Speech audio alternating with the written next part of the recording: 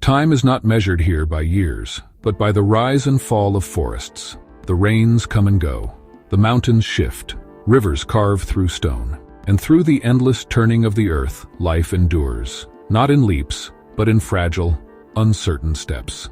Millions of years have passed since the first creature stood upright on trembling legs. The Sahelanthropus, the first to rise, has long vanished into the dust of memory. But his shadow remains, a whisper in the fabric of life. In the valleys and highlands of East Africa, evolution tries again. The year is meaningless, yet if we were to measure it, 6 million years before our time. The place, the Tugen Hills, in what will one day be called Kenya. Here, amid rolling green slopes and winding rivers, another being rises. Smaller than us, yet carrying something vast within, potential. He is Orrorin Tugenensis, the original man, the hidden walker, the first to move with intention. He will not speak, he will not build, but he will walk, not by accident, not by instinct alone, but with purpose. The Tugen Hills stretch endlessly, an ocean of ridges and valleys carved by wind and time. Mist drapes the morning air, soft and cold. The scent of wet earth fills the lungs. Beneath the trees, the world stirs. Insects hum, primates call. The pulse of life beats steady and ancient. It is a land between worlds. Forests thrive in the valleys, thick and damp, their branches intertwined like veins of the earth. Beyond them, the savannas expand, bright, open, and dangerous. The climate is restless, as though the planet itself were deciding what kind of world it will be. In this place of shifting boundaries, Orrorin Tugenensis lives. He is small, no more than a meter tall, but every part of him speaks of balance. His long fingers grip branches with precision. His legs, strong and flexible, carry him across uneven ground. He belongs to both the forest and the plain, an acrobat of survival, a creature at the crossroads of evolution. His bones, when discovered millions of years later, will tell his story. A curved femur, built to bear the weight of upright walking.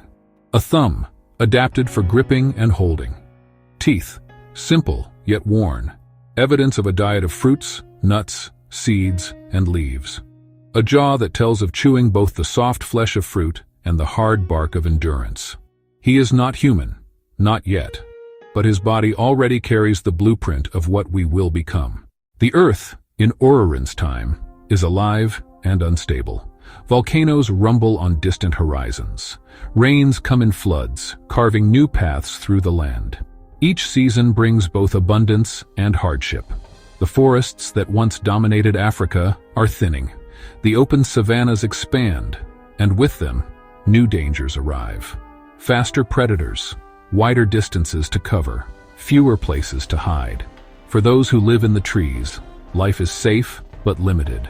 For those who dare to step down, life is dangerous but full of promise.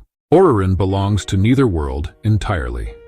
He moves between them like a shadow, climbing at dawn to feed, descending at dusk to travel. He has learned the rhythm of both realms.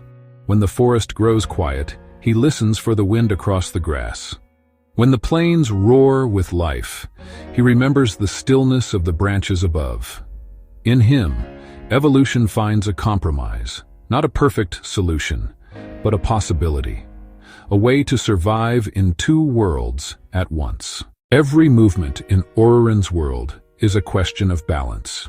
The ground holds both food and danger. The trees hold both safety and limitation.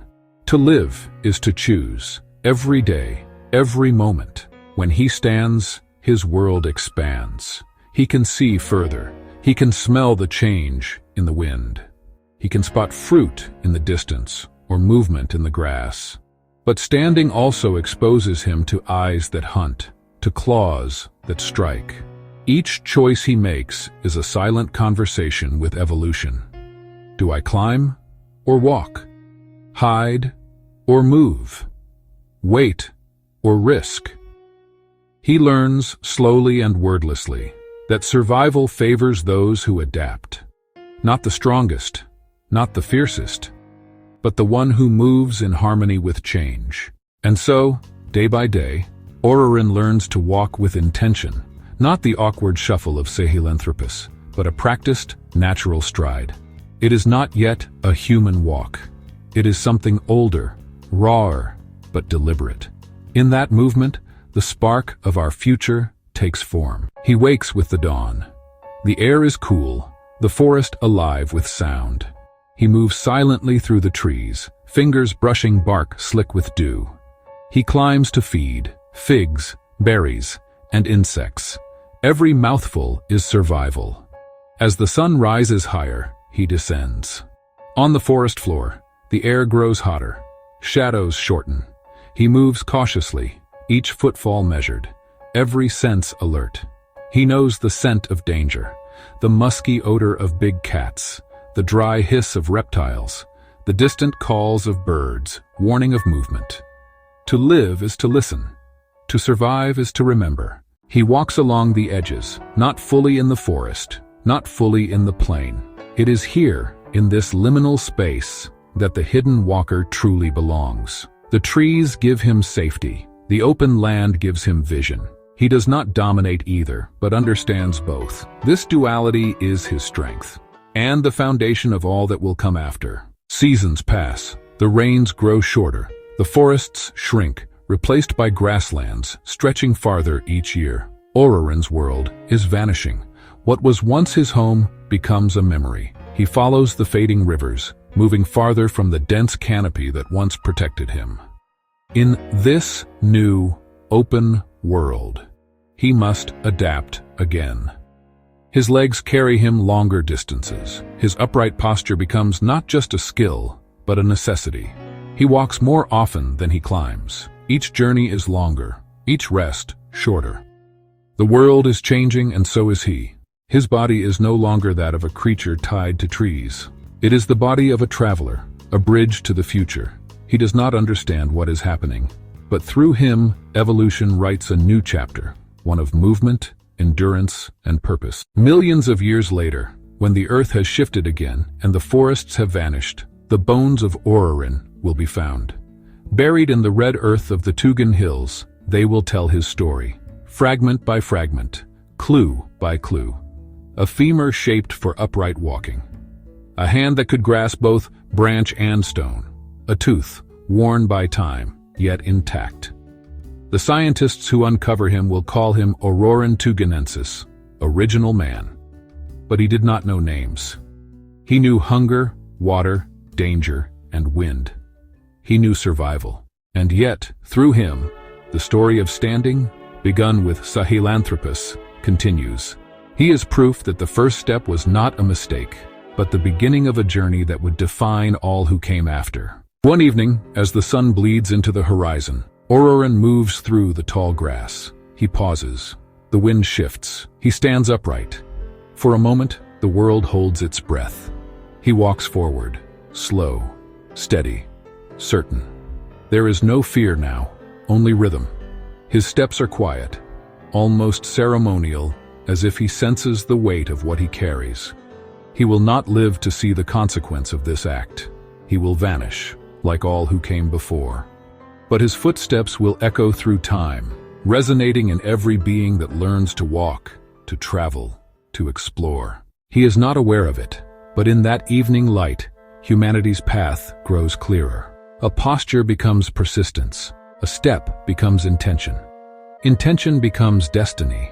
Orrorin teaches us that progress is not born of strength, but of adaptation.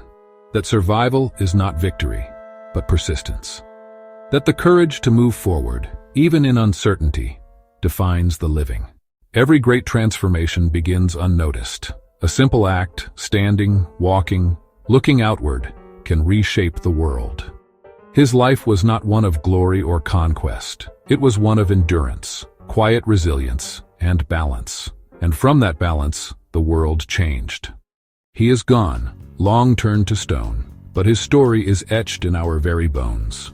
Every step we take echoes his. Every journey we begin follows his path. He was the first to walk with purpose, and we are the continuation of that purpose. The years roll forward, uncounted. The forests shift again. The land changes. The hidden walker fades into memory, and from his disappearance, new beings emerge. In the forests of Ethiopia, a new creature appears, lighter, more agile, with hands that will grasp the branches of trees and the edges of possibility. Her name will be Ardipithecus ramidus. She will live half in the forest, half in the open world, a child of trees and earth, carrying the memory of Orrorin in every motion. From the first step, to the hidden walk, to the forest child, the story of us continues. The wind moves through the tall grass, the earth exhales, and far away, in the shadow of the forest, a new dawn begins.